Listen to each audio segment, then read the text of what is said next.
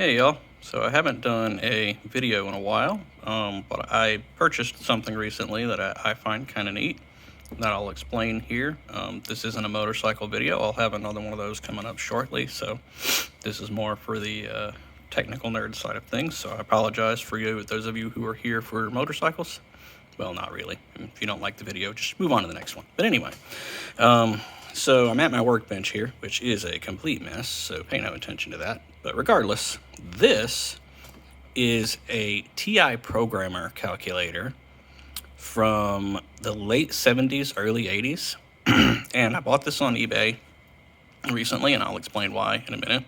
Now, to most people, this probably isn't worth much. But I was doing so let me back up. I am a software engineer by trade, and specifically I write firmware for industrial equipment. That's about as much as I can get into here.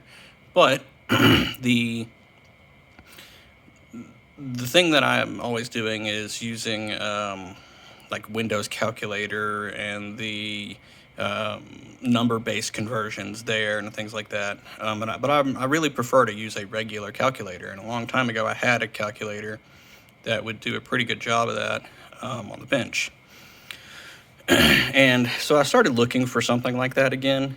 And ironically, I came across this, which is much older, but has all of the functions that I wanted. And I found this to be pretty awesome. So let me start it up here for you. And you can see the display is these nice red LEDs. And the field of view, if you go a little ways off, it goes away, which is kind of funny. But anyway, if I look at the functionality of this thing here, and I apologize, I'll try not to be too crazy with the keyboards. But it does decimal, hex, octal. It does bit shifts. And it has all of your standard math functions that you can do in those units or in those bases. But it also has the ability to do shifts, OR, and XOR. And I just find that awesome for a calculator like this. So this is a pretty cool old find. Now, I didn't know this when I put the bid on the calculator, but there was another surprise that came with it, which is it says DuPont Engineering Department right on the back of it. So it's embedded in there.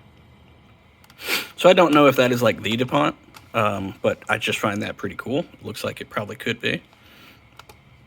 And these things were about 40-something-ish dollars when they came out, which was pretty pricey back then for a calculator like this. So that's kind of neat.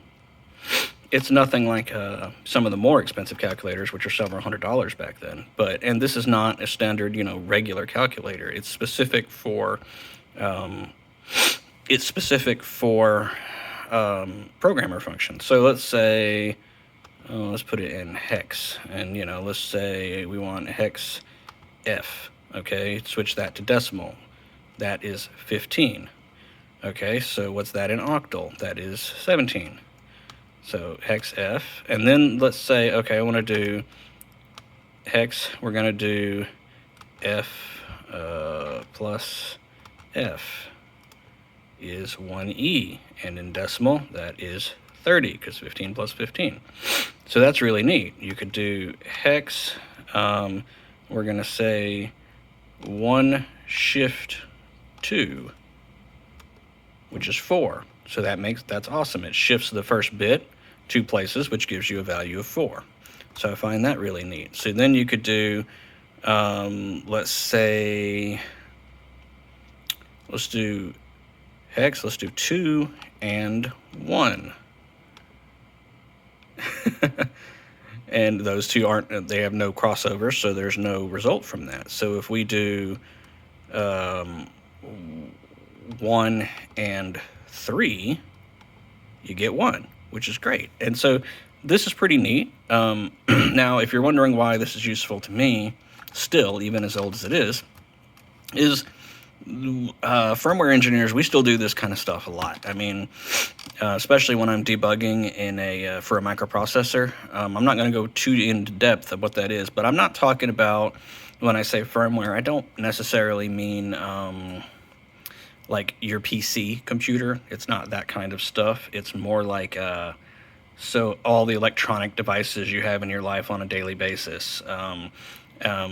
So you can think, how do I put this? Like your microwave has some computers in it. A lot of the other stuff you have around your house, like your TV, has little computers in it. If you have like smart garage door opener, that's got smart, yeah, stuff like that in it. Things like that. So in my case, I do it for industrial equipment, so it works in plants and things that run, but it's the same kind of development. Very low level. There's generally there's no Windows or Linux type operating system a lot of the time.